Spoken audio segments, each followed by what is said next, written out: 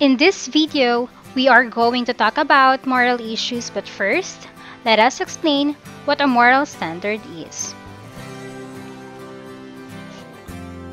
A moral standard refers to the norms which we have about the types of actions which we believe to be morally acceptable and morally unacceptable. Specifically, moral standards deal with matters which can either seriously harm or seriously benefit human beings. Now, let us define what moral issues are.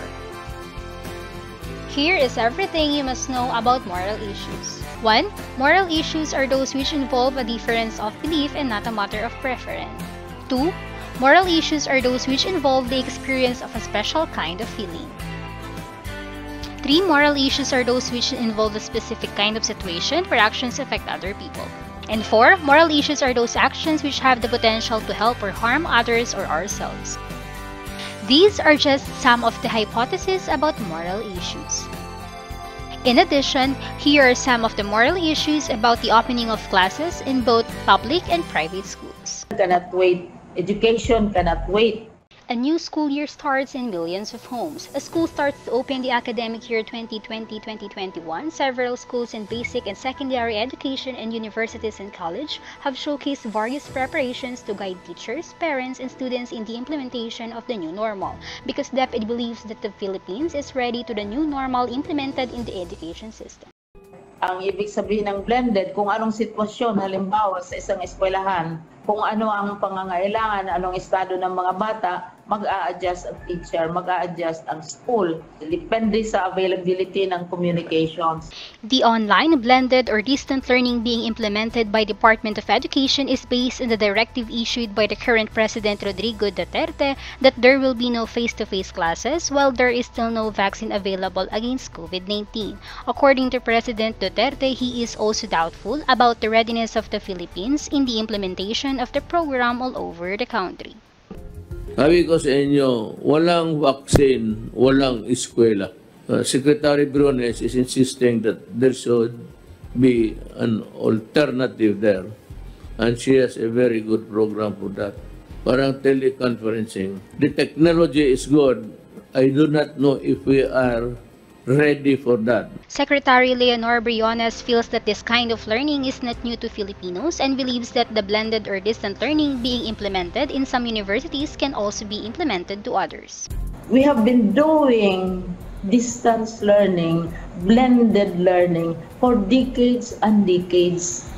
We have a university in the University of the Philippines which does and which specializes in distance education. For the longest time, we are not inventing anything new. Kaya yung readiness, importante yung readiness.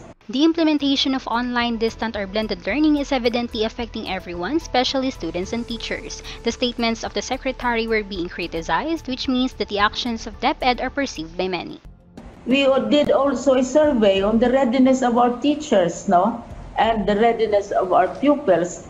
Napakataas. We assume always that the teachers don't have laptops, they don't have desktops. Well, 87% of them have in their homes, no? But we will also provide them. The Department of Education has announced that there are about 6 million students that have enrolled during the first week of their enrollment period. According to them, this means that many Filipinos are interested to pursue their education despite the pandemic. According to Secretary Leonor Briones, education cannot wait despite the problems brought by the COVID-19 because it is our mere weapon in preparation for our future. She also stated that learning must continue so that students will not be left behind in the flow of knowledge and information and the innovations in the academy. Kasi ang motto natin sa Department of Education, learning must continue, education must continue.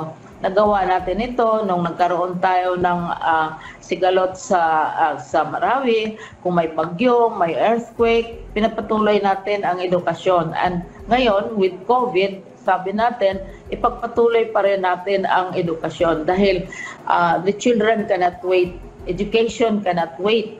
Dahil maghintay tayo halimbawa na isang taon, Secretary, baka by the time babalik yung mga bata, they will be older by 1 year or 2 years, and maiiwanan na sila sa daloy ng knowledge, sa daloy ng information, at saka mga innovations.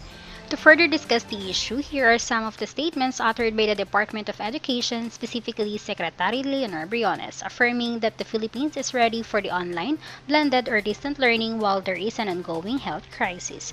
They insist that the students will benefit in the implementation of this program because pursuing academic excellence will lead to a better future for everyone.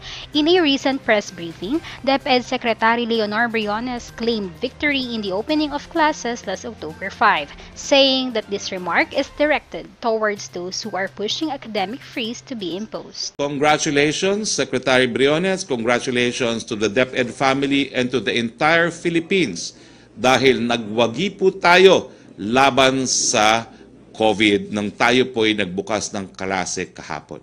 Kami sa Department of Education ay talagang natutuwa sa success ng opening natin, pero hindi lamang ito dahil sa grabing pagtrabaho ng Department of Education, pero dahil sa support ng buong sambayanang Pilipino, umpisa na ang Presidente na talagang nagbigay ng budget support, ang Secretary of Finance, ang members ng IATF na nagbibigay ng up-to-date data sa amin kung ano nang nangyayari sa coronavirus, at ang ating mga spokesperson, si Sec Harry, ang PCOO, ang civil society, church, lahat-lahat. Ito ay isang national endeavor. Alam na natin lahat na matindi ang debate dito. Maliban sa debate ng coronavirus, ang debate naman ay kung bubuksan bang eskwelahan. Even up to madaling araw ng October 5, ang dami pa ring efforts na tigilan ang pagbukas ng eskwelahan. Kaya ito ay isang malaking tagumpay. Dahil ang question dito kasi spokesperson Harry ready na ba tayo? Ang sagot ko niyan, sila pula po hindi naman nagtanong kung ready na siyang lumaban kay Magellan. Yung ating mga revolusyonaryo, hindi naman nag-aksaya ng panahon kung ready na ba sila para ipagpatuloy ang revolusyon. Nandyan si General Luna, nandyan sila Andres Bonifacio, nandyan si Sultan Kudarat, at saka sa mga probinsya. Nakita nila na kailangan gawin, ang kailangan gawin ay gagawin. Thank you very much, Secretary Liling Briones, and congratulations for beating the destroyer, COVID-19. How about you? What is your perspective regarding this issue?